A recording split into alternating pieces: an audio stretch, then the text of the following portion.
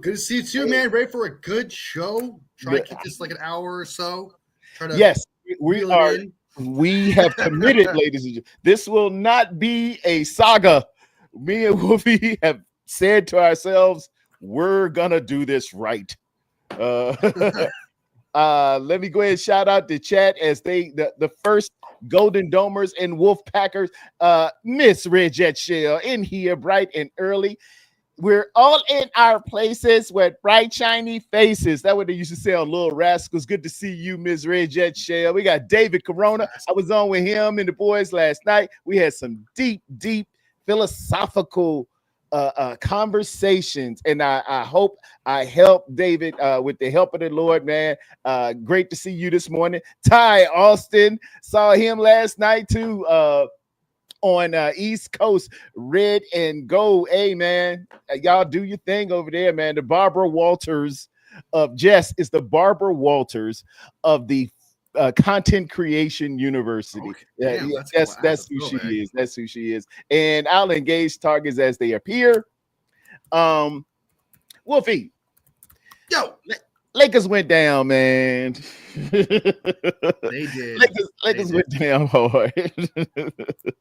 LeBron James' career officially shut, man. Yeah, man. It was I mean, it was a slow train coming. We saw it got to 3-1, and it just really got a little tougher.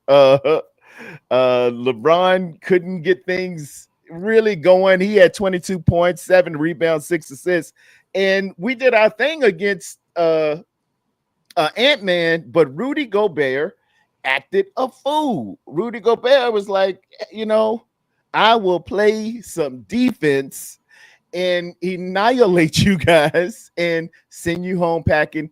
And he did. Luka Doncic had 28, 7 rebounds and 9 assists, but a double-double, 27 points, 24 rebounds for Rudy Gobert, man, and just a hawk in terms of defense.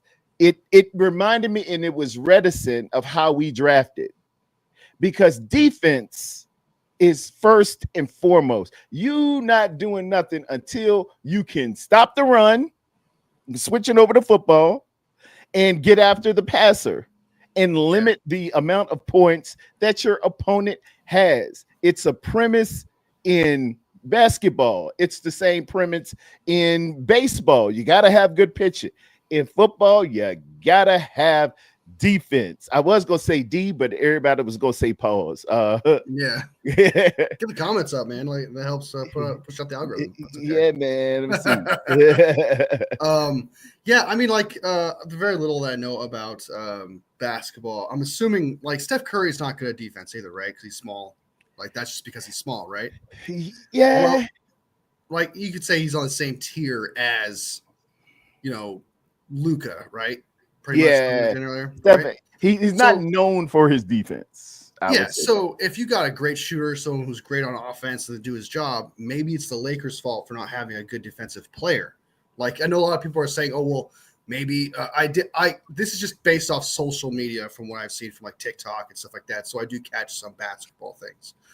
From what I'm seeing, a lot of people are trying to throw Luka under the bus. And it's like, well, how about you give him a good defensive player? How about you give him a good defense where he could just go out and do his offensive thing while, the defense, like a Draymond, something like that. Go get a good defense out there. You got to have a Draymond. Support the guy.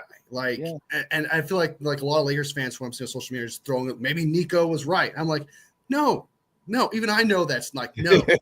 No. You traded an all-star, what would be considered an all-pro in a football player. And it's just like, how about, you get a good defensive player, support the guy, support his deficiencies. That way this guy can excel in the offense while the rest can excel in their in the defense. And now that you have Luka who could do those great offensive things, now you can go in the draft, whatever it may be, free agency next year. And just focus on that defensive side of the ball. And at that point, I feel like you guys have a good team, because Luka, from what I hear, is basically 2 players who can shoot, right? Exactly. Oh, yeah.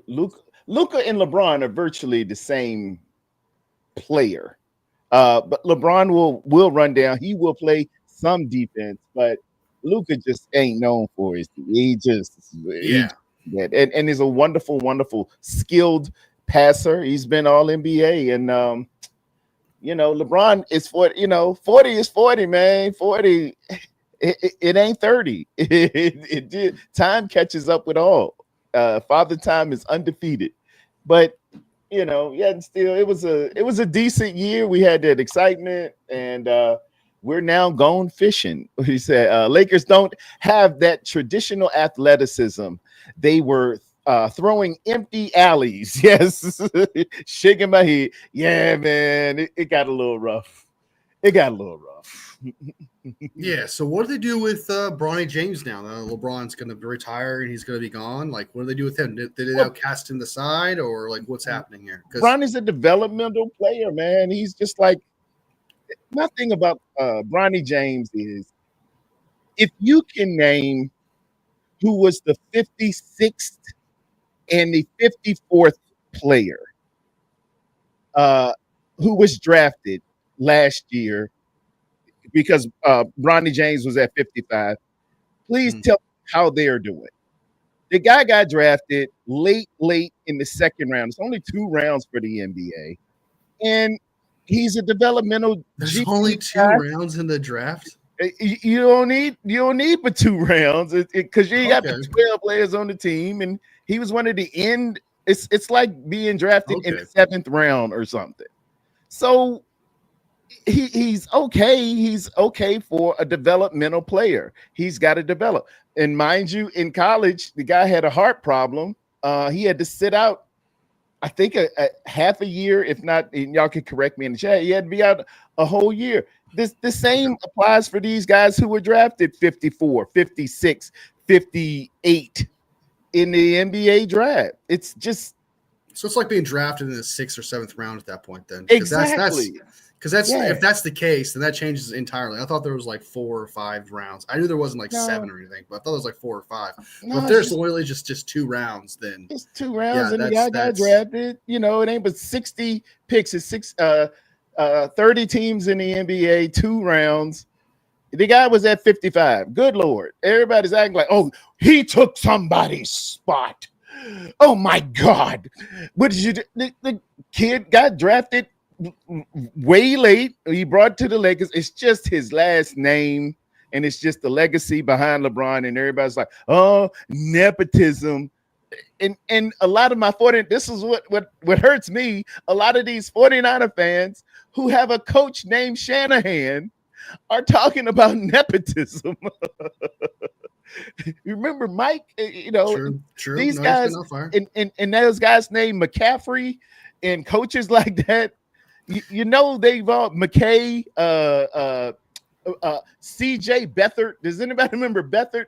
Do you think it was his great skills, or the fact that Bobby Beathard was in the National Football League, his granddad?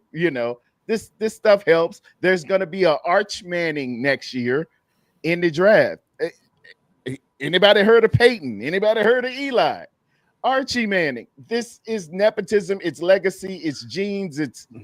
It's whatever it is. But because you feeling such a kind of way about LeBron James, you hate this kid. You hate the pick and everything. But he's just a developmental guy, man, and he has improved over time. He has improved over the year. Papa J in the house. Can see me. I can see it. As for the Luka signing thing, I'll repeat myself here. I don't think it was bad. I just think that you guys traded for another offensive player when you guys needed defense, and that's what happens. But next year, you guys know what to do. You have Luka. People call him Luka Dookie. He's actually crazy. I feel like I know I'm a casual and I don't know a lot about basketball, but I do know like it takes two sides of a coin to win a basketball game. And when you have one side of the coin with Luka, you just gotta get a good defense and you're good. I feel like that'd be the case. And Ty Allison says Steph is much better defender than Luka. Stop it. I'm like, I don't know. I've watched a few Warriors games. I haven't seen Steph do some crazy defensive stuff. That's all I'm saying. I haven't seen. I don't know, man. You're great. He's not known for his skills, and Yeah. His defensive skills. When you think Steph Curry, you're thinking threes, you're thinking ball handling, and set the NBA on fire with his threes. And that's who Steph is. Nobody says, "Oh man, that's Steph." It's like going to Thanksgiving dinner and asking for, "Oh man, you know what? I hope they have. I hope they have some good beets. Oh, I would really like a good beet. Who sells good beets? Don't nobody do that. Don't No. nobody ask for the beets, but No. you know they're a nice, part of your meal. Very very healthy. I sit here as a man who drinks beet juice to be a little healthier. Uh, you're not looking for beats, but it's healthy. Steph Curry is known for his Steph Curry is known for his offensive prowess as well as Luka, known for their offensive prowess. They're not known for their defense. They aren't. They don't really do that much. Love and subscribe, like and subscribe both channels. Thank you, Papa J, being a good promoter. You promote better than Don King. He's a good man. He's the best out there. Aaron, thank y'all. Yeah, man. Hit both of them things, man. Let's double down on get some subscribers. He's also a Warriors fan, so that makes it twice as awesome. Y'all are still in it. Y'all still in the thick of things. So still in it. We're still in it. You're still in it. They purposely lost the last game. They purposely lost that one. We gone fishing. That's how Charles Barkley and the boys dog you when you lose and you go home. They say, "Oh, they gone fishing," and going fishing it's time to go to Cancun. So, are you gonna be? How sad are you gonna be that LeBron's retiring? I know you're not I know you're more of an NJ than LeBron thing, but I know you still respect LeBron as a player, though. So, like, is this like the end of an era? Is this like? Obviously not Tom Brady, because Tom Brady's the greatest of all time, but the second greatest player of all time possibly retiring. It's got to be like that to an extent, right? It's got to be like, wow. He has given a great deal to the league. You can't ignore. I remember watching him his rookie year. We got a package, myself and D. We were in DC, and we could go to 3 games. We bought a package. I don't know. It's great. It was like $150, 3 games, and our first one was LeBron James when he was in the Cleveland Cavaliers as a rookie, and he put up 25 that night, man. And this was as long as before D and I were married, so he's spanned the time span. Him and Tom Brady. Our first Super Bowl together was the one Tom Brady won against the Rams. That first one against the greatest show on turf. So as long as my relationship with the love of my life has been going, it's been Tom and LeBron. And, it endears itself to me because I keep track of time by sports and can remember where I was when I saw certain things and know the age and the time. Oh, who you got there? That little cat, a Wolfie with a cat. I seen that cat come through there. All right, and my cat. Okay, I was I just saw Wolfie. That thing moved. She's a paid actor. Don't worry, she's a paid actor. Okay, yeah. All right, she gets her nibbles. So don't worry. No one was hurt during this stunt, ladies and gentlemen. The cat was not injured in any way. You have to put those disclaimers out. I have to. Every time she pops in on the videos I make, I always make sure that I credit her with paid actor every single time. Because sometimes she pops in my videos. What's the cat name? What's her name? Her name's Peanut. Peanut. Because she's a small ass cat. She's really small, and so I was like, okay, well that works. I thought about giving her like a human name or something like like Elizabeth or something, but just didn't sit right. I was like, it's got to be something like weird and different, and I thought Peanut just kind of works. Jovial. Yeah, something like that. So that works more. I don't like people when they name their cat like Mr. or Mrs. Dithers or right? or something like that. Like, why would you do that? Are you okay, Mr. Dithers? Or are you okay, Madam? Yeah, the Mr. and Mrs. thing is kind of I don't. No offense to anybody who's watching that has a cat named that, but we're just saying we're not a fan of that. Yeah, I'm not a fan. I'm not a fan. It's just I know what you mean. It's off. Like it's just kind of like just name him this. It doesn't need to be Mr. or Mrs. Just name him this. Yeah. Doesn't even need Mrs. Whiskers. Just name him Whiskers. It's just Whiskers. Are you okay, Mr. Whiskers? If that's a cute little name that you want to give her, like that's like the nickname of the name. It's your pet name. Yeah, exactly. That's fine. But the name, the official name, needs to just be Whiskers. Yeah, just be Whiskers. Let's cut down. So yeah, she's a paid actor of mine, and I hopefully she gives me more views. So I try to get the cat in there. My son loves cats. I'm a dog guy. If I ain't really a dog, I like fish, goldfish, little fish that you just feed the fish. We got a nice aquarium on the side of the wall, and I just like the fish, man. I don't want to clean up after anything. I don't want to do anything. I like it like that. First and foremost, they're first in my draftology of pets. Fish, really, fish. Yeah, fish are my guys. Dang. Okay, I haven't seen that. I haven't heard that one before. Usually, fish are kind of like their side project kind of type thing, like Yeah, but if we're picking pets, if we have the draft of pets in the first round, the Tarrerdome selection agency gets goldfish from the University of Miami. That's a reach, in my opinion. That's a reach. See, you see that as a reach, but it's I see that as a reach. And that brings us to our second topic here, man. The grades that we're getting all around the United States and the world for our draft. PFF says it was a D. How do you feel about the grades and how I call it draftology? How does that sit well with you?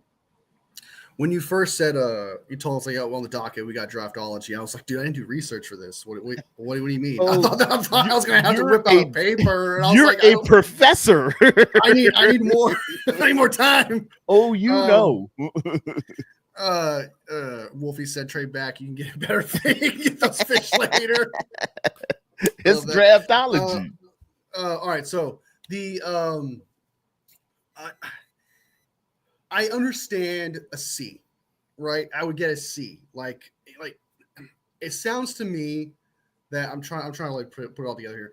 It sounds to me that they focus solely on their board alone than they did actually think like, okay, their needs and what they went for and what they got. Like if you think about their needs and what they went for and what they got and all that jazz, and considering the player themselves, like, okay, it wasn't my best guy on my board, but they did address this need, so this gives them a point.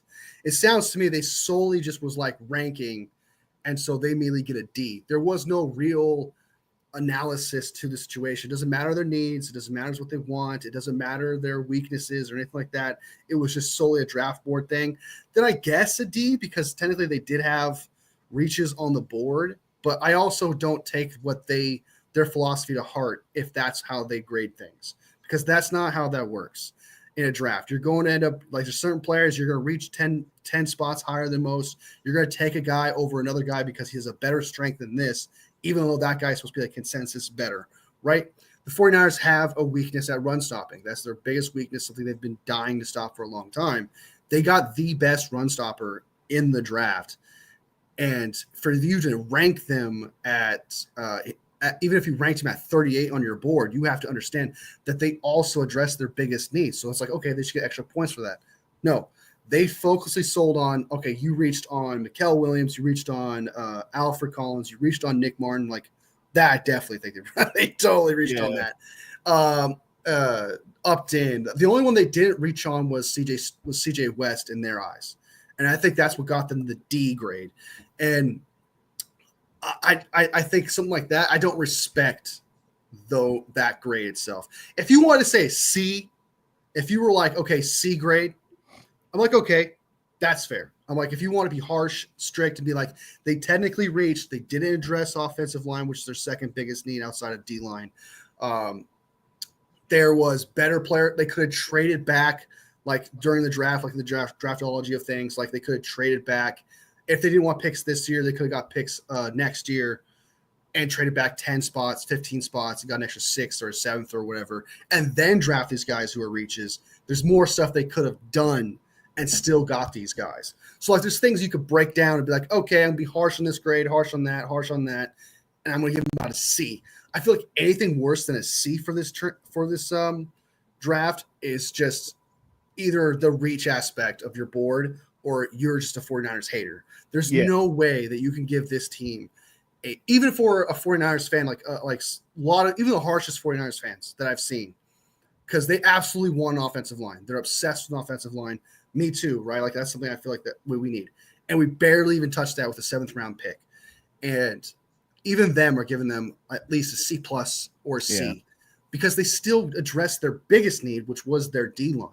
There's 2 D tackles and the D end. They addressed those with the top 5 picks in their draft because 5.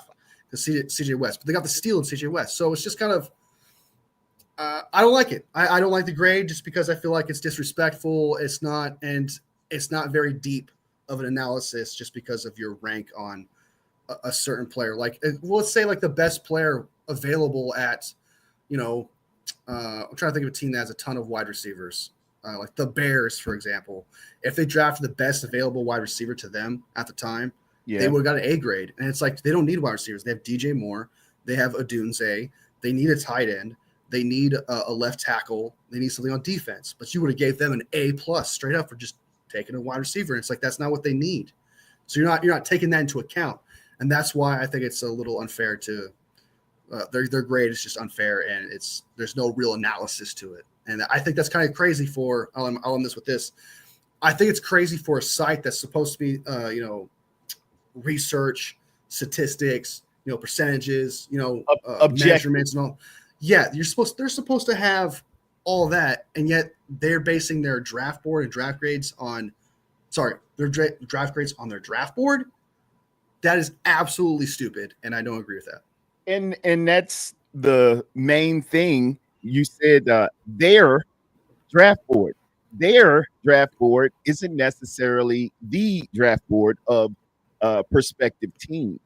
And when you use the term reach, I seen Ty said reach is so dumb. It is for some that have a bigger grade on somebody than you might, and that's all well and good, but just they have to have a term to quantify that from their perspective. And it's supposed to be clearly objective, as you said. They did all the research and the study and everything, that they rank those players by how well they are supposed to perform given their size, given their productivity in college, given their traits and everything. And they rank them. But if it's the 49ers looking for a 49er player, if it's a commander looking for a commander player, somebody who has the wherewithal, the traits and characteristics that would fit what you need, they're not going to align up sometimes. It just simply is that.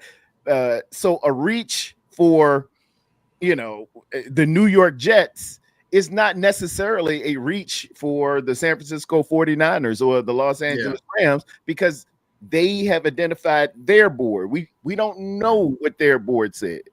And for the people who said, well, we didn't address the offensive line thing. My man Tony was on. Shout out to Tony, man. He was on. What was it? Tuesday? Yeah, it was Tuesday. And he brought up this really valid point, because we picked up Upton Stout at pick 100, right? And Tony said, we were going to go after an offensive tackle at that pick. But he said, look back and see who got picked 99th and 98th.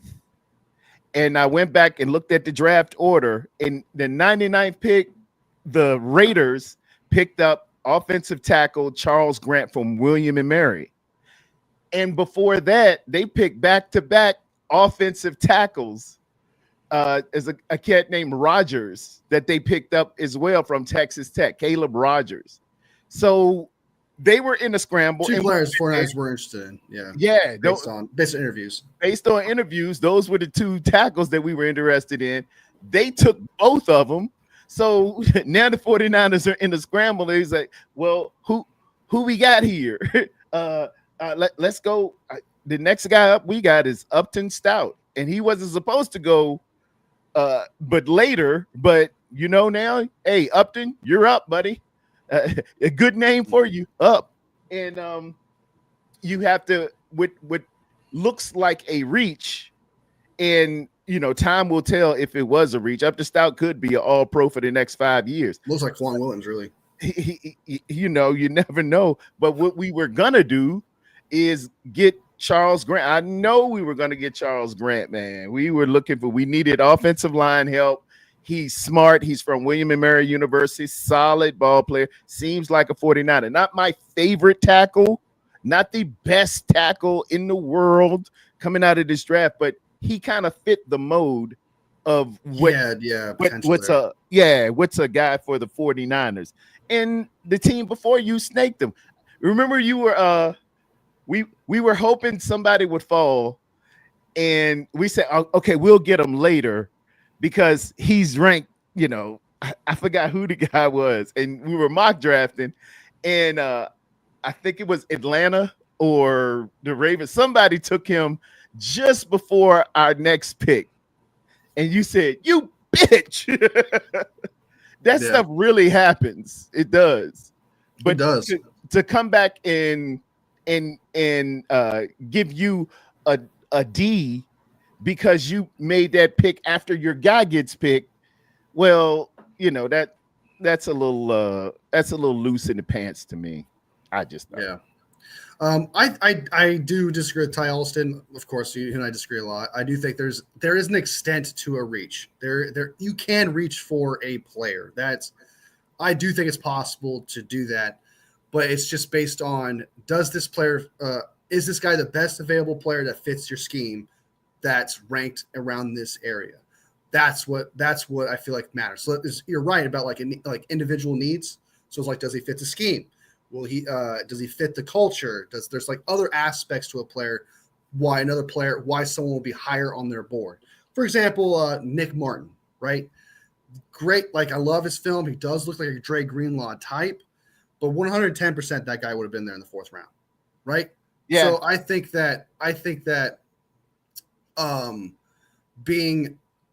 think that there's an extent to a reach. Yes, like if you pick up a player 10 picks, 15 picks around their average little area and stuff like that, above a few other options that you could possibly get, then that's potentially not a reach. I feel like that's fair. Like Mikael Williams, for example, people called that a reach. I'm like, I don't think so. He would have been picked at 19. He would have been picked at 20. So that's not a reach because your next pick is at 43. So you have to take him. For us, we learned that John Lynch said we were getting ready to move up to get him. Because that's who they really wanted. That's not a reach. That was for their board. That was a steal. They didn't think he would be there. So it's all to how you're looking at it to say who's reaching and who's not. Well, it's kind of like, okay, if you have pick 11, right, and your next pick is 43, okay, and for a fact Mikael Williams is going to go between that area regardless. Like at some point, the guy would have been taken before 43 for sure. Then you take him. Then you take that guy. Then you have to take him because he's the best available D end.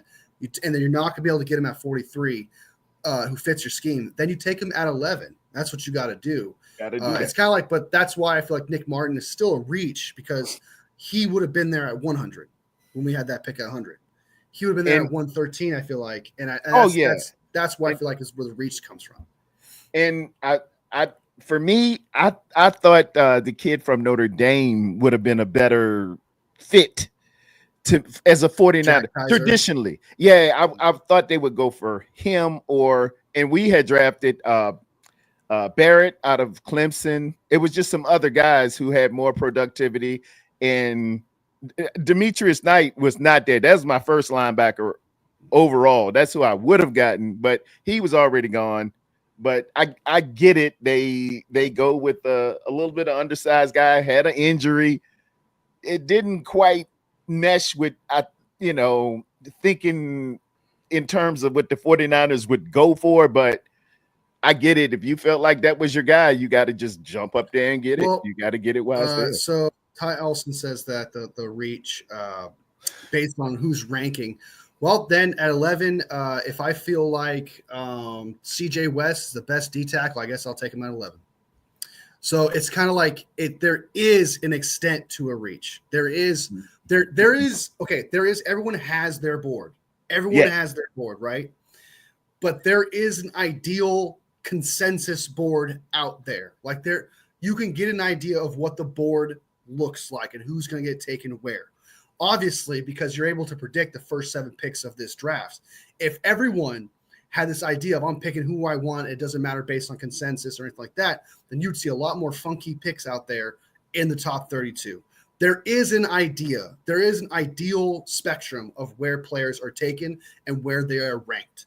So I understand that not everyone is ranked exactly the same as like predictions wise, but there is an idea. There is a spectrum of where a player goes. For example, Nick Bosa, consensus, top 3 pick, right? Consensus. And he was one. It's kind of like Ashton Genty, a consensus top 10 pick. He was a top 10 pick and got picked top 10. It's the same thing with Nick Martin, a consensus 6th round, 5th round type player. So you build a draft board based on that because you're trying to play the consensus board, not necessarily, this imaginary board that doesn't exist. You're trying to get an idea of where this player is taken, and this is where I got taken before someone else does. There is this imaginary board, this consensus board out there that you still have to work with. Because like I said, because then you can just draft CJ West. If you think he's the best D tackle 11, draft him at 11 then. What's stopping you there? If the 49ers thought Jake Moody was the best kicker, it would have been a greatest kicker of all time. I guess it wouldn't have been a reach to take him in the 3rd round. I guess it wasn't a reach to take him. They could have took him in the 1st if they traded up. So there is such thing as a reach because the 49ers and fan base consider Jake Moody a reach. So now are you saying that wasn't a reach, a 3rd round? Because that's what you're saying. Usually a kicker, dude. You get him in the 6th or 7th round because that's the consensus. Kickers usually go way late, and but we saw that the Patriots. I think they got one in the 4th, round. They got my man from the U, Borregales. I think they got him in the 6th. I think they reached and jumped up in the 4th. I think they reached and got him too. I thought it was a little too soon myself. Yeah. But that was their board. That's the value in which they put on a particular 6th player. round, 182nd pick. 6th round, okay. 182nd pick. That's a reach to me. You could have waited later or get an undrafted kicker. They kickers hang out at soccer practice, pick them up. But I was okay. Yeah, all right, that's their board. But I can't go back and say, hey, that's a D grade because you didn't stay with the integrity of what we think is optimum at the time in which you pick. This guy's supposed to go in the 4th round and you picked him in the 3rd round, whatever the case. Like it's the kicker thing, they need a kicker, right? That's one of their needs is a kicker. So for me personally, you can look at it as a reach, but they got one of their biggest needs, who's supposed to be the best player available around the consensus kind of time where you take a kicker, which is the 6th or 7th round. That's where you take a kicker in my eyes. So I feel like that's kind of, I feel like they did a good thing. I think that pick in my eyes, yes, like for a 49ers fan or whatever, that might be a bit of a reach, but I would look at that as more like an A pick. There is better players at that 182nd pick, but I mean, they did get their guy. And the next one was Ravens. I think the Ravens took the next kicker, Tyler Loop from Arizona. Yeah, they took a kicker too. Something, and it's like, okay, maybe they were going to take Andre Borregales, and so it was smart for them to take it. That's what I'm saying. So but nobody was going to take Andre Borregales the 5th round, 4th round, or 3rd round. So you have to play this. There is this ideal imaginary board that you have to work with. And there is such thing as a reach in my eyes. But what makes a reach not a reach is what you said, which is need, scheme, things of that nature. Need, scheme, and fit. and fit. Yeah, need scheme fit. And so for them in the 6th round, different. I don't think it was a reach. I don't either, but the prevailing when they use the term reach, especially with PFF, they're going by what they see as a reach, but it has to be different for every team sometimes, and especially in the case of the San Francisco 49ers, because while it looked like a reach for you, that was what we really wanted, particularly with the first pick, Michael Williams out of Georgia. They had him that should have went a little later on. He was projected to go a little bit later on, but for the 49ers here in this house, he was supposed to go, and we wanted him bad. Well, he was supposed to go. He's going in the 1st round regardless. Every draft, he was going in the 1st round. He was no matter what. So you had to get your guy that you thought was the best in the 1st round regardless, right? So it's just kind of like, yeah, I agree with everything you're saying, and it's just like you got it. What also makes a reach too is that you got your personal reaches, and that's kind of something I want to say real quick. Is that, like, for example, like I'm trying to think of something. So if I think of like Nick Martin, I guess I hate keep using him. Yeah, you keep going at Nick Martin, but I think there's better linebackers out there, right? Like way better ones that would have been available that you should have gotten instead. So I personally, on my own personal mock draft board, I think that was a bit of a reach. So it's like there is this personal reach thing, and there's this also this imaginary like board that's created a reach.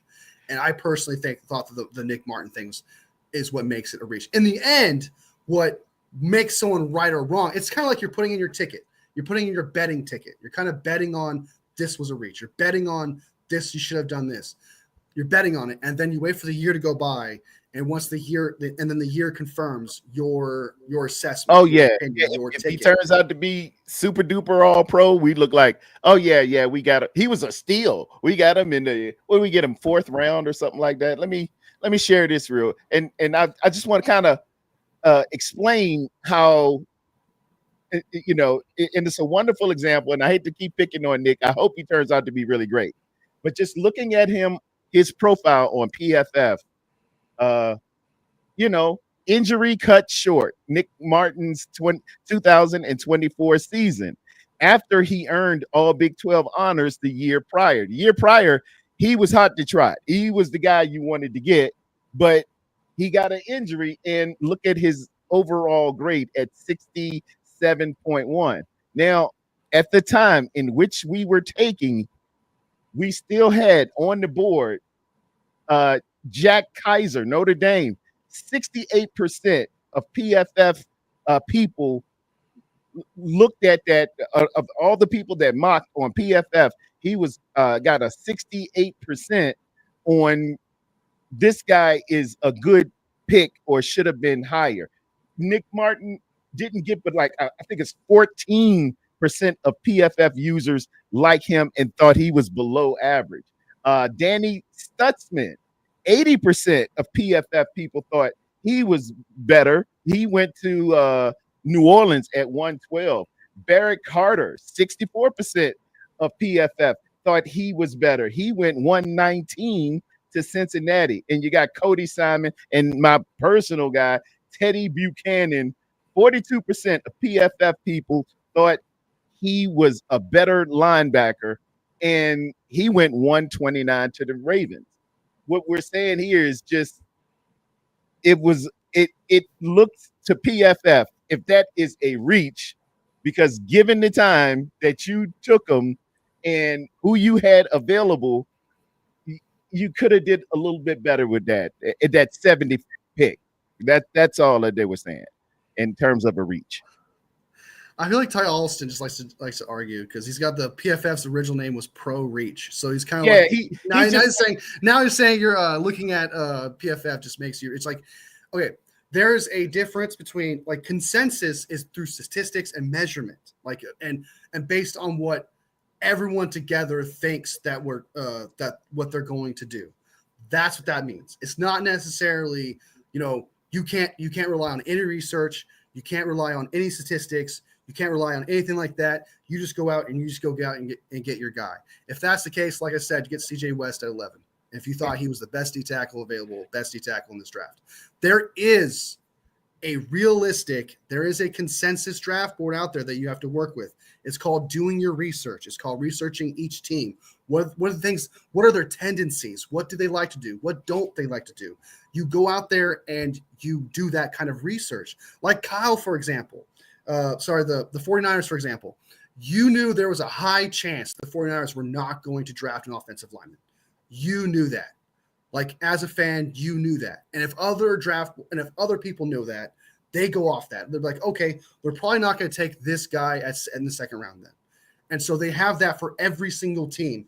And they build a consensus board of where a team will reach for a player, where a team will trade back to try to get this player. They have that. They do that. They have a consensus board of what teams do. So to say that is just simple as just go out and get your guy, that's not how that works. How does PFF grade? They reach. Everybody reaches. And, it's like arguing. I'm not going to howl at the moon. Pardon the pun, because your name's Wolfie. But, Ty is who Ty is. You ain't just going to get him off the slide. Some people just think. Yes, we did, dude. We knew. Nothing. We knew the chance of 49ers drafting an offensive lineman was small because that's their tendency. And then you go based off of that. That is true. You do your own research in that way. If you don't believe in research, you don't believe in statistics, you don't believe in consensus, then I don't know what to tell you, because then you don't believe in anything and you think everything is random. You're telling me that everything random. Don't believe, we just we're howling at the moon. If you just don't believe in it, it ain't nothing anybody do. The only one convince, and convert is Holy Spirit. And if that ain't in you, I can't do it. Nothing I can say that makes it. Well, because it's weird. If I didn't know anything, if teams didn't know anything, then how did I guess the first 7 picks of the draft? How did I guess the first 7 picks of the draft if I didn't do my research? I did my research, and guess what? I guess the first 7 picks of the draft. That's what happens when you get consensus. That's what happens when you do your research. You think of things based on teams' tendencies and stuff like that. That's how you know who's going to be a top 10 pick. That's how you know someone's going to be a top 32 pick. It's because you do your research on these players based on how good they are and based upon where they rank among the rest of the players, and you develop that ranking. So for you to say that it's all random, for you to say that it's just, then I would not guess the first 7 picks. I would not be able to know who's top 5.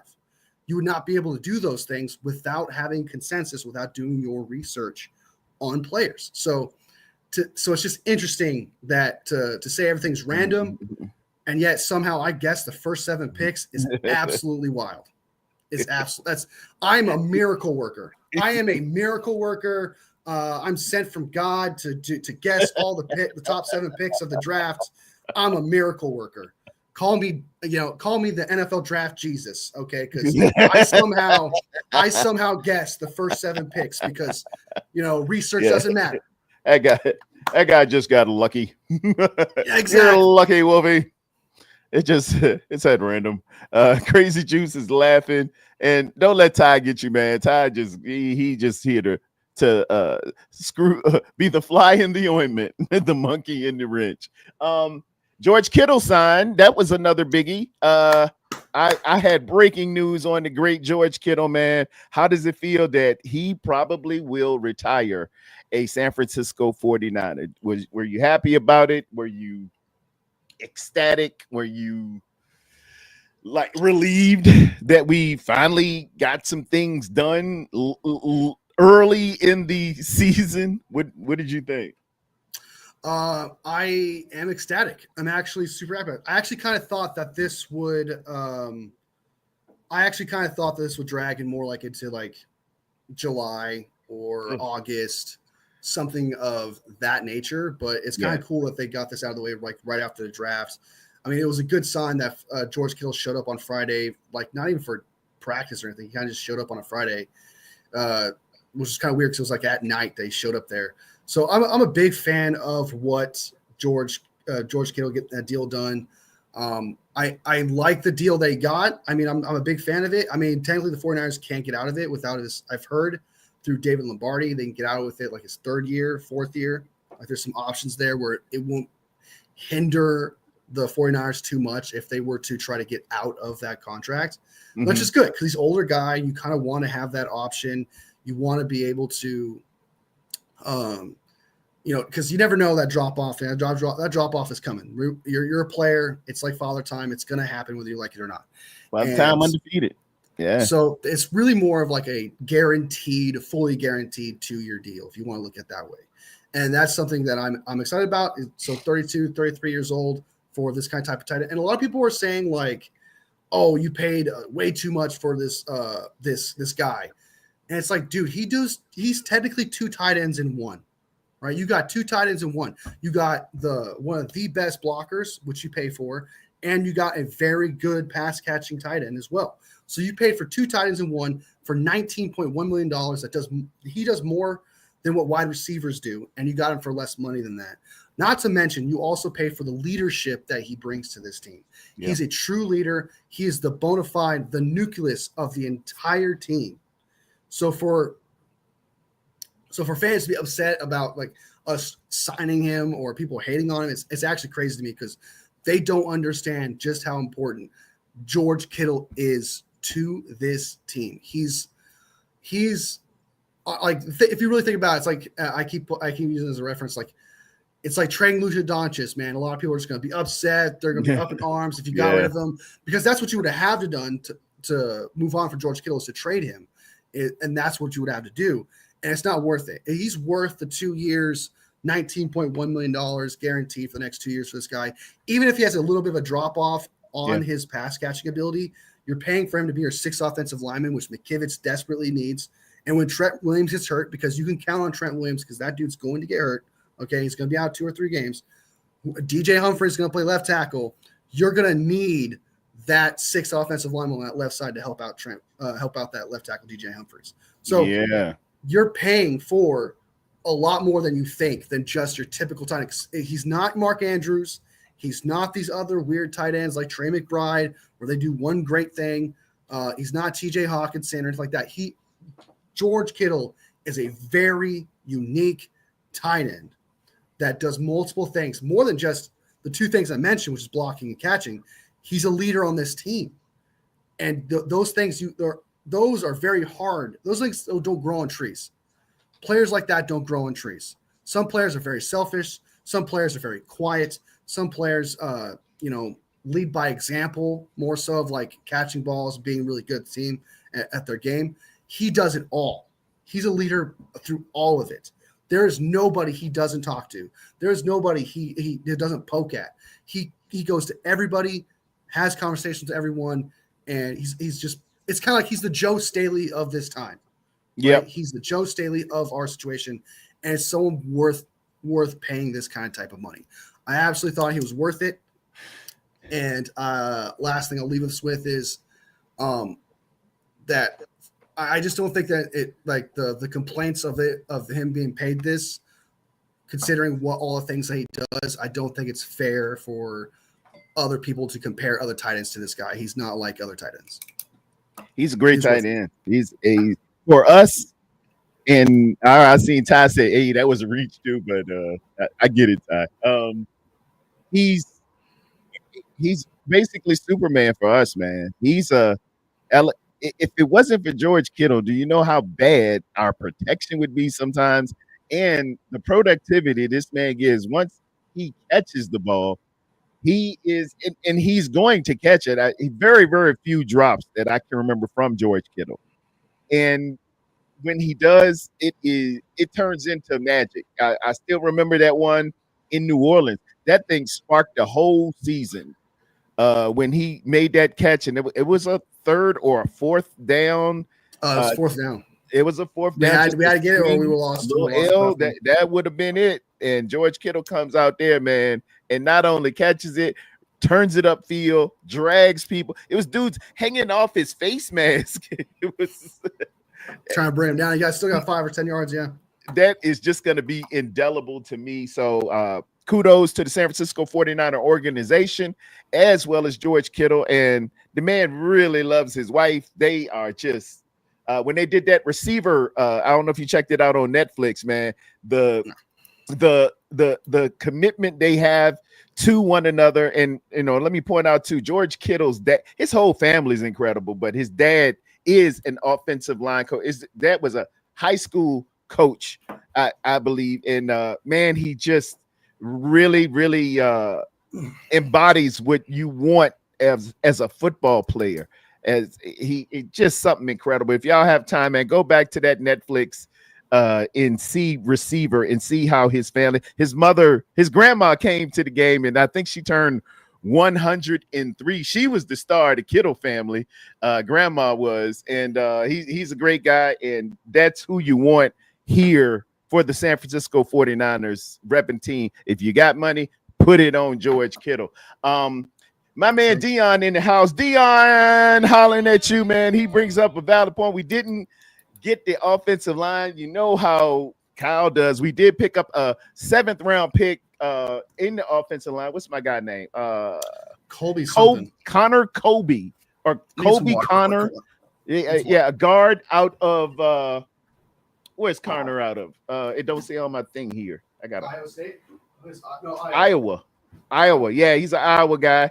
He's going to be serviceable, but I wanted to transition here to we signed DJ Humphries, an offensive tackle, free agent, to a 1-year prove-it deal with the San Francisco 49ers. DJ Humphries, he was in Kansas City for 1 year. I think he got a little injured. He's coming off of an injury where he was previous with the Phoenix Cardinals, or is it Arizona Cardinals? One of the two, Arizona Cardinals, I should say.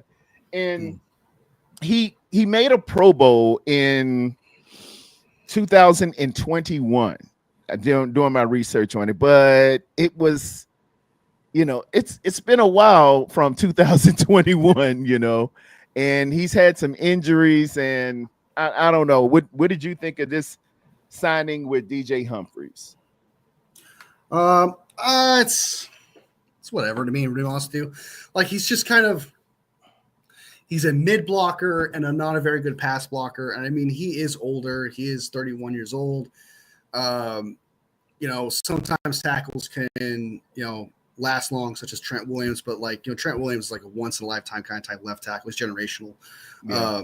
So it kind of makes sense for him to have a bit of a downfall, because there was a time that he was a good guy, he was a good player and stuff. Like, he'll be a good when you want him to come in for running downs and stuff. I think that'd be a good option for him. But I don't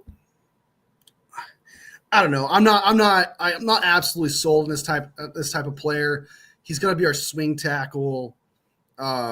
And the 49ers didn't draft a swing tackle, and the 49ers did say that they needed a swing tackle before the draft. So it kind of plays into what you said about how they wanted Charles Grant at the 99th pick or 98th pick, or whatever. It kind of plays into that, and they weren't able to get one. So I think they went out and they were like, okay, let's take up the next best thing that's available. And really the only thing that was available at that position for swing tackle was DJ Humphries. So I do think this guy makes the roster, unless some miracle happens that a guy who's playing guard suddenly, like Pleasance, plays better than him. Pleasance. That would be an interesting option. Yeah. Some of these other guys that we picked up that are backup tackles, like McKenzie and stuff like that, some weird players like that, I mean, probably could do better than him. But, I mean, as of right now, our swing tackle is DJ Humphries. So at least they filled in a role with a player that they filled in something that needed to be filled. While Pleasance is kind of a question mark, he did play really well last year when they asked him to. I was really happy about that. I do like his upside, his potential, but that's the question marks. I don't like the question marks around a player. While DJ Humphries, you kind of know what you're getting, and you're like, okay, at least it's the best available swing tackle. It's kind of like in the guard position for the 49ers, where you like Ben Bartch. You like what he did with that in that one game and his potential to be a starting guard, because he does have that potential, but the question marks, can he stay healthy? Can he do that consistently? Those are too big, where you need to draft a guard. Same thing with center, and they're not going to do that, but there's question marks there. Can Hennessy beat out Brendel? Can Drake Nugent beat out Brendel? Can Zakel do that? It's just that thing where it's like they should have drafted a swing tackle, but obviously probably Charles Grant was their guy and they missed out on him. And I think that it's it's kind of like I want to give him credit for addressing the need of a swing tackle because they needed one, but it's also kind of like it's not a very good one. So it's kind of I'm very like back and forth with that type of you kind of throwing a body at it. Let's just throw a body at it. Let's just throw a little something at it. It's like when gas was only 89 cents, you throw $5 at the girl, say, "Hey girl, $5 on and Chris Forster might work his miracles, man. Might work his miracles. I know we're not Chris Forster fans here, but it's possible with this scheme that he might fit with this scheme a lot better. And so he might end up being better than he was with the Kansas City Chiefs. That's definitely possible. I mean, Kyle Shanahan and John Lynch and the rest of that team are familiar with DJ Humphries, considering he played for the Cardinals. So they're familiar with this game. So maybe they can get more out of him than the Kansas City Chiefs could, but I can't imagine it's much more, like that much more. Like he might turn out to be above average run blocker and like an okay pass blocker in the end. That's probably like the ceiling I give him right now. And that's probably something you do need from a swing tackle. So, and looking at the depth chart right now, you got Trent Williams as their starter. They actually have Ben Barch, and this is from our lads, who does a remarkable job of it. It fits the eye when you go and look at it. But this isn't etched in stone. This isn't officially what the 49ers have out there, but it's pretty close. You got Brendel in the middle, still Dominic Pooney, who's coming off a really good freshman year or rookie year, I should say, with Connor Colby backing him up. Also McKivitz on the right tackle and Spencer Burford backing him up, which it's, as long as we get a healthy, ready to go Trent Williams, it's not horrible. But for the San Francisco 49er faithful and the fans like myself, I'm looking for dominance on the offensive line. And, I think I can just give up on this dream that Kyle just doesn't want the most dominant offensive line in football. And I would say also temper my expectations. Kyle and John and Forrester, I think they're a team there that I think it's like to them where they just have this idea that patchwork offensive line is fine. Like that, I think it's all three of them, like they're just coming together and saying, hey, Brendel's fine, take my word for it. I'm Chris Forrester. Right? Kyle's like, oh, yeah, I found Kyle like, I found Ben Barch, so he's good, and so it's left guard. So it's Chris Forrester there and stuff like that. And then, John Lynch saying to Robert Saleh, hey, we're going to get your guys on defense, and that's where we're focused on more there. And that's kind of why we have this offensive line that we do. So I just like McKivitz, played better against Pooney, but it's like okay-ish. Brendel is literally just a giant gaping cone. It's just like I every time I think about this offensive line, I think about flooding. And then just the center, the middle of the line, just having a hole and the flood just coming through it. That's the image that's in my head when I think about this offensive line. And when the floods happen, it's like a drain right in the middle of the shower. That's it's the flood. I just think that if I'm a defensive coordinator against this team, I'm like, there's this giant gaping hole in the middle that I could just take advantage of. I'll just do stunts against it. Whatever I have to do, if they try to cover up for him, I'll find a way to make sure my best D lineman, attacks Brendel, because that's what I would do. I trust Trent Williams next to whoever guy like Ben Barch, whoever it may be. I trust that more because Trent Williams can make that player better, kind of like how Pooney makes McKivitz better. But nobody is making Brendel better on that line, and so it's kind of like you have a gaping hole there. And I know we keep saying this. I know it's just like I don't understand, and we're gonna keep saying this for a long time until he's off this team. I don't understand the Brendel love, and apparently there's someone in this chat that's a Brendel defender, which is shocking to me. But I guess there's someone. I guess if there's one out there on this team, there's gonna be one out there. Who's defending Brindle? I think Crazy says. I think Crazy Juice said. Crazy Juice. Brendel, #1 fanboy. I think that's what he said. Crazy Juice. Could be somebody else, or it was it Cleo. I think it's Cleo. I kind of, and I think he might be saying that tongue in cheek, but I just want to. I hope so. I want to know. I really want to talk to some people who really like Brindle and think he's great. Tell me what you see. Educate me. Educate me. I really want to know understand why he's that dude. About it. Like I don't want to be frustrated about this. I don't want to be frustrated about the center. I don't want to take this center thing so personal. I really don't. But it's just like I genuinely like. There's players like I see why they did. There are certain things you can look at and be like, okay, I don't agree with it, but I understand. Like I don't agree with like not getting a guard is crazy, right? But you have Ben Barch. I see what they mean. There's potential there. I get that understanding, right? If he can stay healthy, I think Ben Barch because he felt in maybe for a game or two Bills, and then he got injury. Yeah, but he played good. I worry about that. The linebacker thing of Nick Martin, totally thought it was a reach. Didn't like it, but hey, I see why they did it. He looks like a good player, someone that can actually fill in that Greenlaw role. So I get it. There's things I can convince myself to understand. But the one thing on this, like even the safety thing, like I understand, like to not go out, like make it a personal thing because Jair Brown had one bad year, but he did have an excellent year with Steve Wilkes. So now give him Robert Saleh, he's probably going to have another great year. So it's kind of like there's things I can convince myself to understand on this team. But the one thing I don't get is the Brendel one, where there is no good reason or anything to get behind, nothing to stand on to say, hey, this guy is someone that needs to play center and be our guy. He's gotten worse. He's gotten older. He's not going to get any better. There is no reason for this dude to be on our team. I'd much rather cut him now and try to go with Zakel, Hennessy, and Nugent, just so I can feel better about this team. So there's a lot more. That's my only issue on this team is literally the center. It's the one thing that's been driving me off the wall crazy.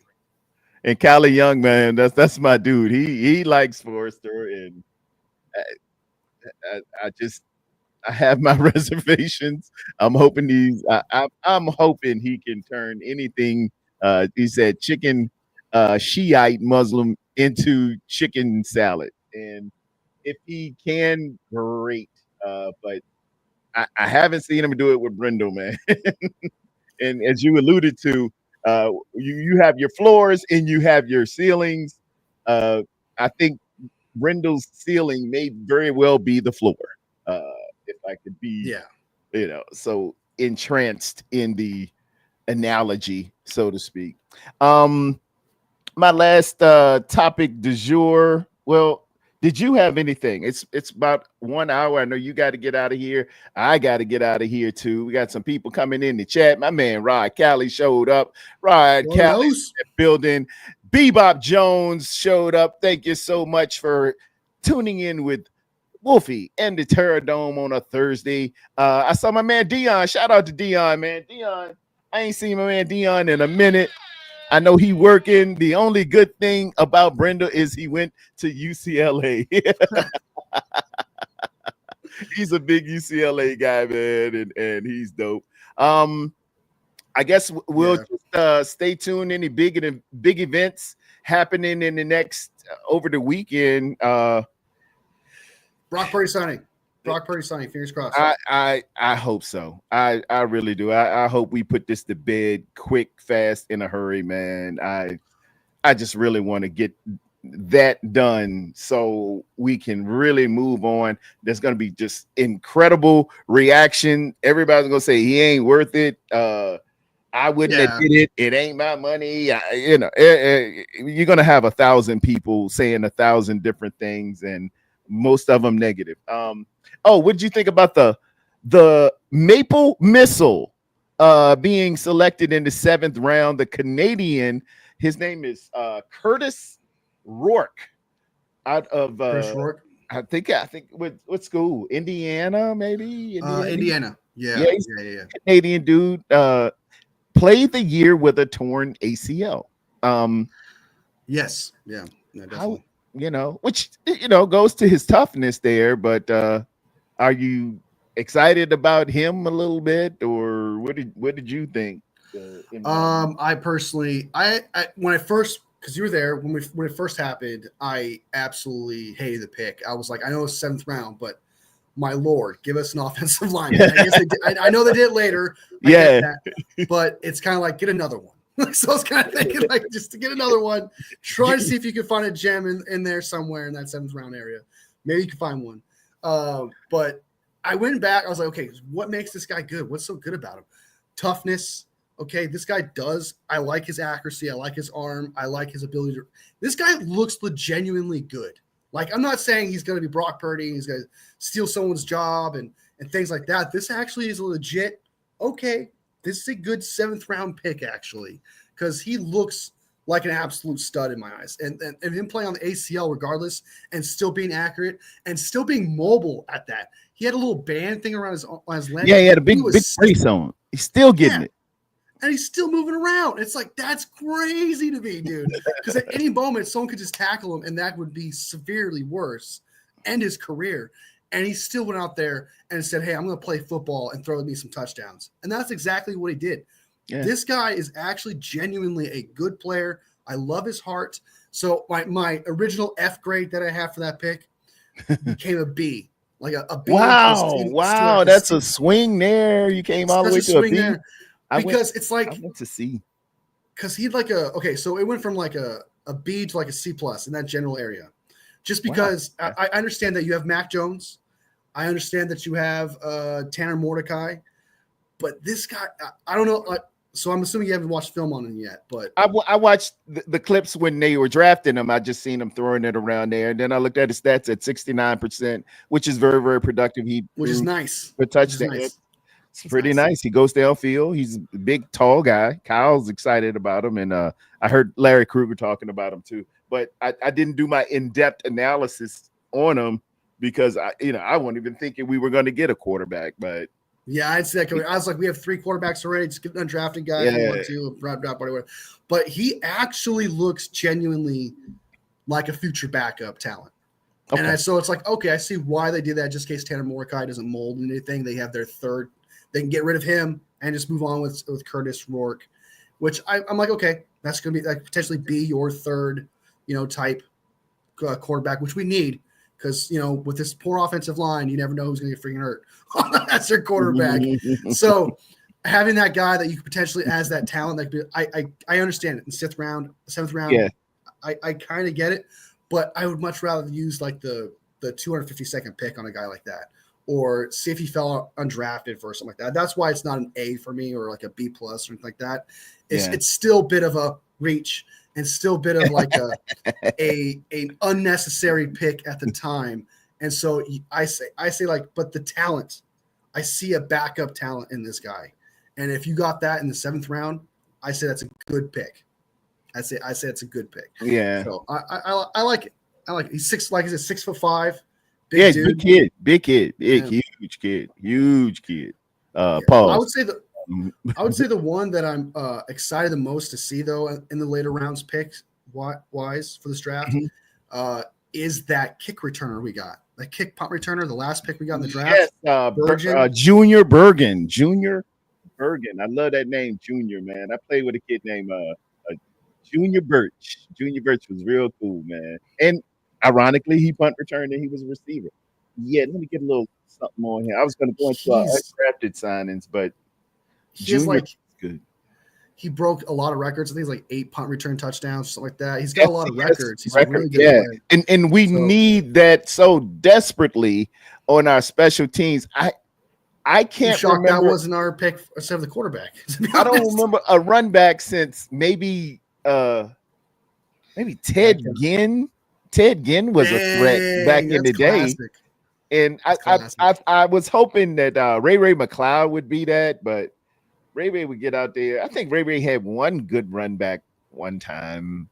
I don't think he scored. but I don't think he scored. and I y'all, talking about, y'all can correct all me right. if I'm wrong, but he's decent. He was aight. But yeah, Junior, man, if Junior could get in here and do some serious punt returning and kick returning, and we have a legit threat. I've been wanting that legit threat since 2021, 2020. That would take care of a lot of that would solve a lot of our ilks. I wanted to just touch on our undrafted free agents real quick. We got linebacker Stone Blanton from Mississippi State, 6'2", 230 pounds. In 2024, he recorded 125 tackles. Wide receiver Isaiah Nayer out of Nebraska, 6'3", 220 pounds, 210 pounds. That sounds real good. He led the team with 5 receiving touchdowns and had 455 receiving yards. Played in 12 games with 9 starts. Defensive back Jacob Robinson, BYU, 5'10", 165 pounds. So he's a little very smallish. Shiny. Very smallish for football. Yeah. But he hauled in 11 interceptions over his career. So get on out there and get skinny, buddy. Defensive lineman Sebastian Valdez from Washington, 6'4", 304 pounds. In 2024, he recorded 48 tackles, 2 sacks, and a pass. Offensive lineman, there you go. Offensive lineman, big boy, Drew Moss, 6'4", 300 pounds, out of Colorado. Started all 13 games at guard. He's a guard. And we got Corey Kiner, which is a great name. It's got the alliterative ring to it, 2 consonants hitting or whatever, from Cincinnati. 5'10", 213 pounds. He is a running back. Kind of rushed for 1,153 yards and 4 touchdowns on 204 carries. That's a lot, man. What's that average? That's a good average there. 204 carries, 1,100. I got to do the math on that one. That's at least 5.8 a carry, somewhere around there. While also recording 16 receptions for 111 yards. You can do a little bit better on that. Now, here's the deal with that, Wolfie. Chances are that Corey Kiner will be better than Jones, who we drafted in Jordan James. You know why? Because the guy that we draft never works, but the undrafted free agent is gonna come in here and be like, "Whoa, this guy can play." Case in point, who's that? Jordan Mason, another Jordan, And ironically, we got a pair of Jordans in this draft too. So so much for them giving us a D. But anytime you can get a pair of Jordans, that is awesome. But I do think I agree with that. I think the Corey Kiner thing is probably end up being better than Jordan James for sure. Just because it's kind of like their witchcraft ritual. It's where it's like, hey, we know Jordan James is not going to be good, but this is what we have to do because this is the witchcraft. This is the spell. This is how it works. This is the only way it works. It's a potion. So what we gotta do. We'll go an undrafted guy who we know is going to be better. Bring him in, and they're gonna be like, "These guys are geniuses. Why did you draft him?" That's one thing. Let's just draft that guy. Jesus Christ. I would say that. I would say my least favorite pick of this draft, 110% bar none, is that Jordan James pick. Like that pick still pisses me off to this day. You ain't feeling it. I can't get behind it, man. A lot like Strawberry, I think, and Juan and a couple of people trying to convince me, man, it's not as bad as you think it is. But it's just there was so much better running backs on the board, dude. If you were gonna do that, in my eyes, there was Elijah Roberts. We lost Roger Roberts because you decided to get Jordan James instead of him.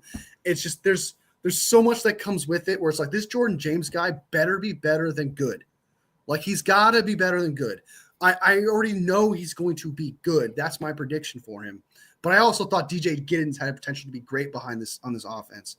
Like there's so many other running backs I Gordon would have been better. I thought Ty Davis Price would flourish. I thought Trey Sermon was going to be good too, and we're just snake bitten when it comes to drafting running backs, man. Isaac Guerrero is pretty cool, but he's not an instinctive running back. What I mean by that, he just got a good running back. Just has twitch and he has vision and he can see. His peripherals.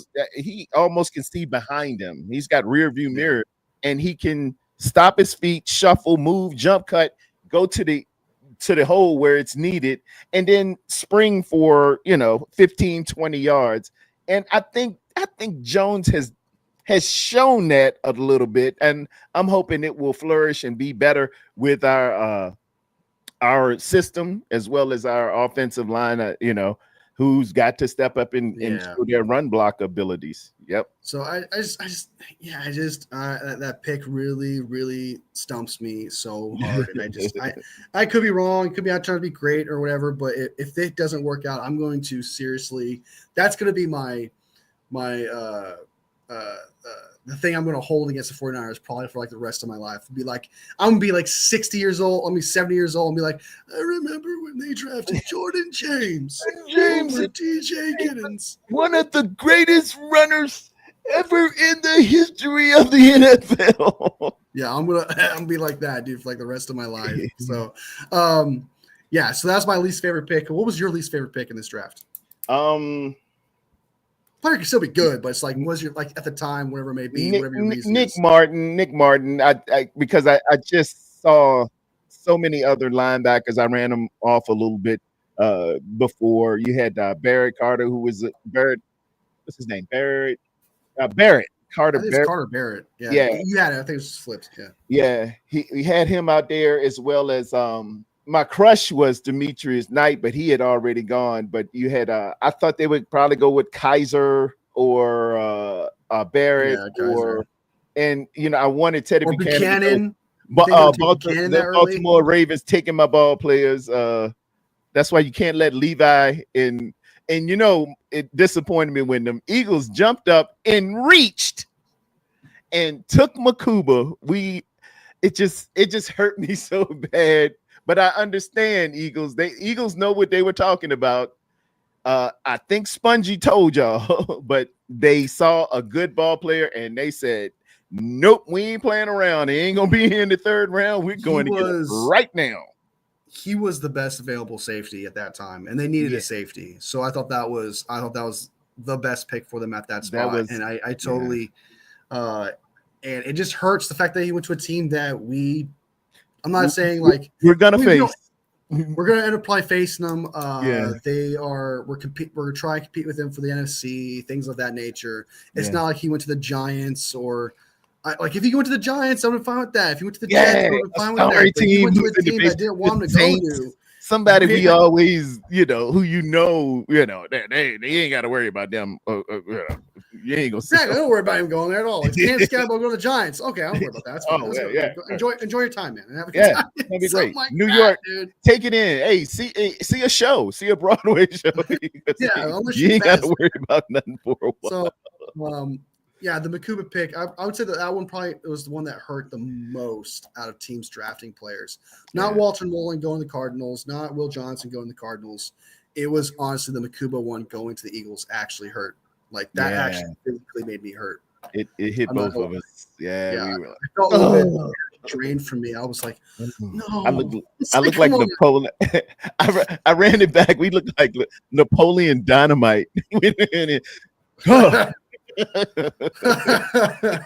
So I totally understand. That's like my least favorite pick to make my team. But Strawberry said my least favorite pick was a QB who has a torn ACL and can't compete for a roster spot. Complete waste. I disagree with that because if his ACL is actually still needs recovery, you could put him on IR for the entire year. So he would sit for the entire year and it would not waste the roster spot and he would still be on your team. Wow. So technically, somebody did that last year. Mitchell. Mitchell got hurt and he was out for the rest of the year. Yeah. Put him on season-ending IR. Redshirt year. Yeah, before the season started. You could do and just redshirt him. Also, he played on that torn ACL. So is he really not going to compete? Maybe. And also, he tore the ACL like earlier in the year, so it could have healed by the time season starts. So I wouldn't say it was a complete waste of pick, and I wouldn't say he wouldn't compete at all. So I wouldn't say that. Say even, yeah, but he can't he played on the ACL. So why waste the draft pick? Well, if he played on it, so what makes you think he wouldn't compete for the job? If he played on that on the ACL, what makes you think he's not going to play on? Like he's not going to compete? Yeah, I mean, he's going to go and practice. I want to see him out there, man. Get out there, show what you got, and if you can, you would be great. I might rather sign him as an undrafted free agent. I would too. I mean, I wouldn't mind that either. That's what I'm saying. I thought that I would mind getting him there, but maybe he wasn't going to be there. I don't know. But I like the idea of the pick because he does look good. I'm all for it. So I don't think Strawberry's here when we talked about the quarterback. And the Maple Missile. That's what his nickname is. The Maple Missile. He's Canadian too, so you never know, man. The way things are, you might get deported. Or it's going to become the 51st state. That's a whole other conversation for sure. Yeah. So I like the pick. I don't hate it. It was an F for me at the time, but I'm all for it. I like the idea of Curtis Rourke and what he could possibly bring to this team as a good backup. So I'm not against that. My overall grade for the draft after a few days was a B+. Lowest I'll give is a B. I was at B too. A good B, which was really, really hard in my era. I told you on your show when I was in school, an 80 was a D,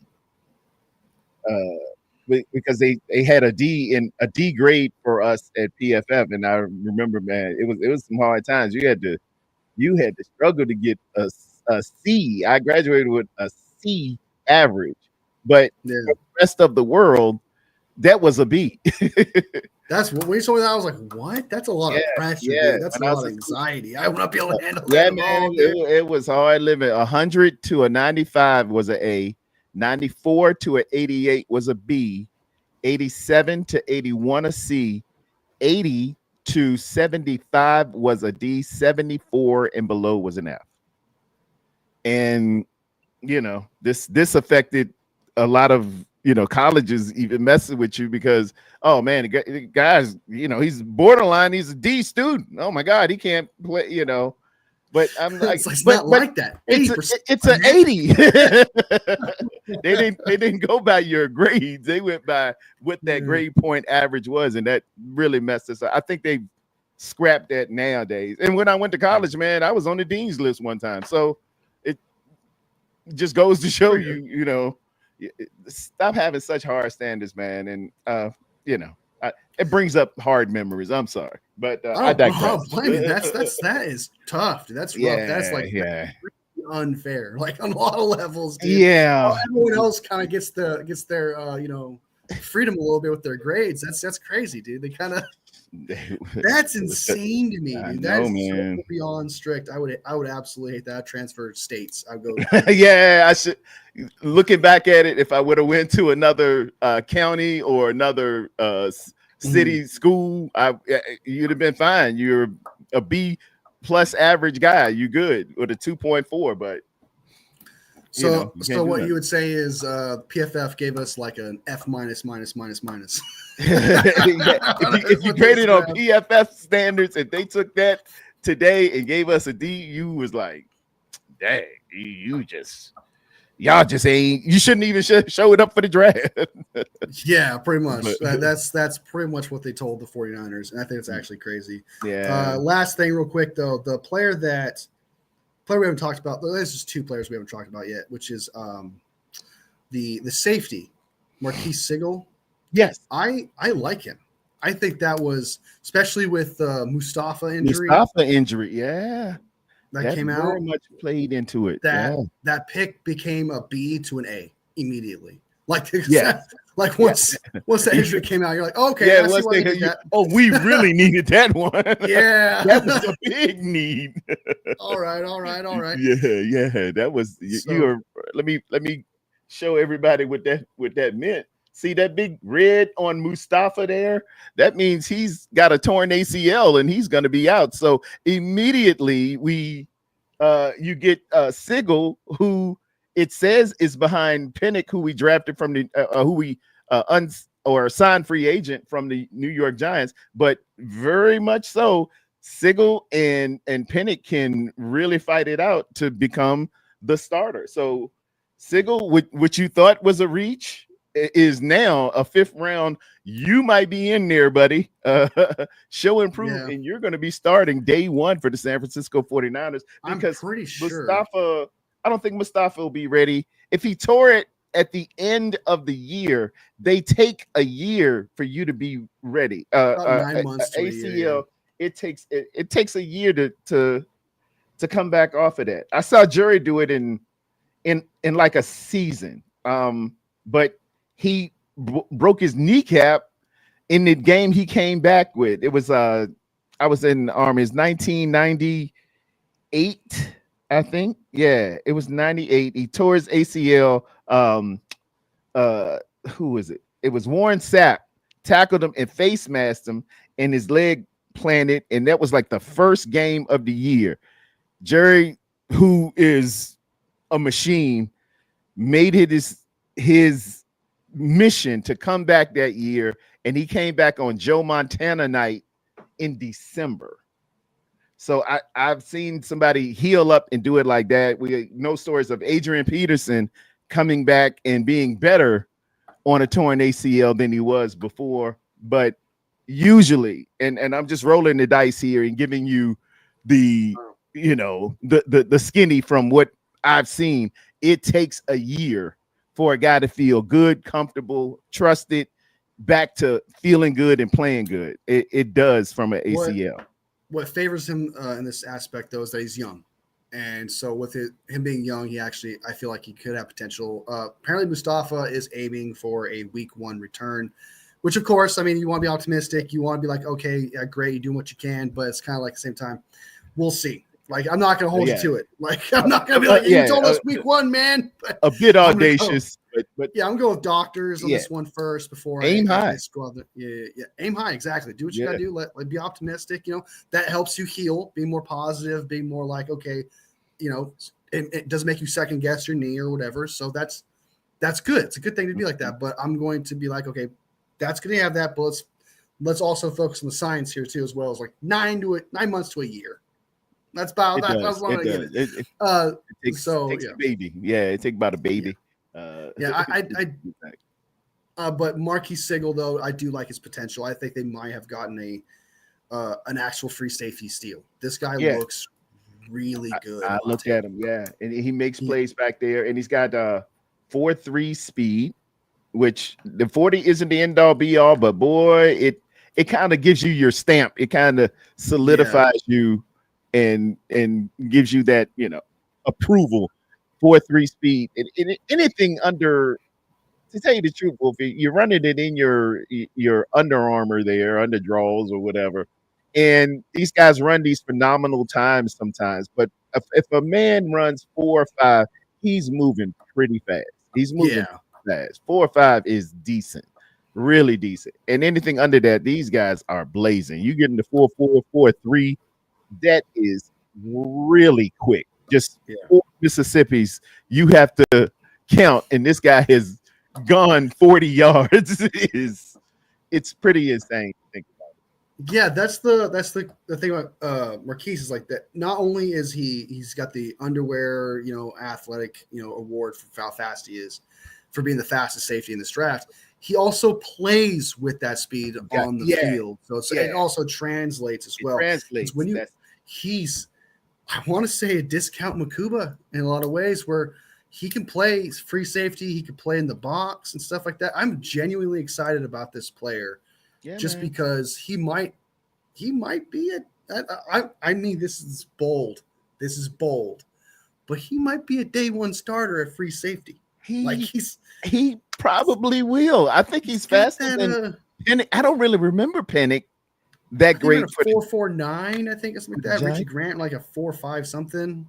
And this kid is 5'11", 199 pounds. At Kansas State, he had some productive, a lot of productivity at Kansas State. So, hey man, yeah, and can guard slots. You might done mess around and got you a George Kittle in the 5th round. Yeah, and usually 49ers tend to do that. And when you watch this guy play, man, there is something. There's some safeties I watch where you're like, okay, I see what white people like. This guy though, you're kind of like, it's kind of like what was the player that we had that were like Elijah Roberts. You're like, how is he not why he's not higher in the draft? Yeah, safeties, Marquise Sigil guys, like, why wasn't he rated higher? He looks so good. Why don't they have him higher? Yeah, that's how I feel about this guy, and I think they may have found a gem, which is something that 49ers fans have been dying for, was that starting free safety. Oh yes, so, we need a free sideline guy. We getting box safeties who are great, but you have to think of it in terms of, there was a kid from what's his name, Jamal Adams or Jamal Abrams, who used to play at the New York Giants, and then he went to the Seattle Seahawks, New York Jets, and it was Adams. Yeah, Adams. Okay, Jamal Adams. That is a box safety. He's a small linebacker. He's always in the box. If you ask him to cover anybody, that dude was getting cooked, and I think anytime we needed it, we go right after Adams. That's the difference in a box safety and a free safety. You mess around with a real free safety, you're gonna get that ball picked, and he might go to the other side of the house. He's gone. He's gonna bump his head on the daggone goalpost. Do you remember when Brock actually burned Jamal Adams? When Jamal Adams played free safety, he was out at the top of Debo, did like a stunt work. And apparently, Brock said, I saw him flat-footed, and I knew the route, and I knew Debo was going to do it. So you would go back and watch that. Debo threw it before – sorry, Brock threw it before he actually got past Jamal Adams. Yes. He just saw his feet and saw he was flat-footed, and he knew, okay, let it go. This is a W. Let it go. Yeah, we got him. So, and that's why you don't want a box back there. You want a true free safety up on his toes, wide is the widest, deep is the deepest, and his first step is back. That's what our Coach Jarvis used to say all the time. He said, free safety, do not get burnt. Don't worry about the run. You're the last guy on the run. Your first step is back. Don't get cooked out here. I'll take you out of here, and your parents will be mad in the stands. Yeah. We said, yes, sir. Yes, sir. Yes, sir.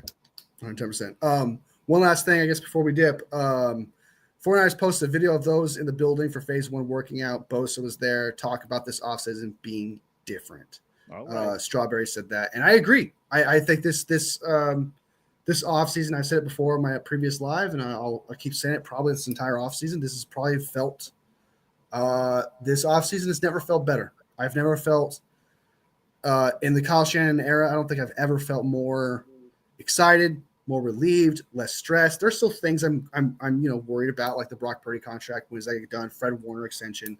There's things like that, but compared this season worries to everything else, this one has just felt so transitional. It just felt so easy. It felt like every time someone would complain about something, it gets addressed or it gets fixed, or like, oh, is Nick Sorensen going to be our DC? Fired, hired Robert Saleh. There it is. Yeah.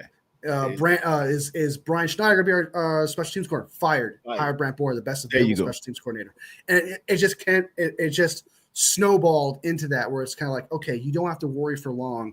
They're getting these things done. Where I'm not trying to give my hopes up, but my prediction based on how things are going, I feel like we're going to get the Fred Warner extension done and the Kittle extension. Oh, not Kittle, but Brock extension done by mandatory minicamp, just based on.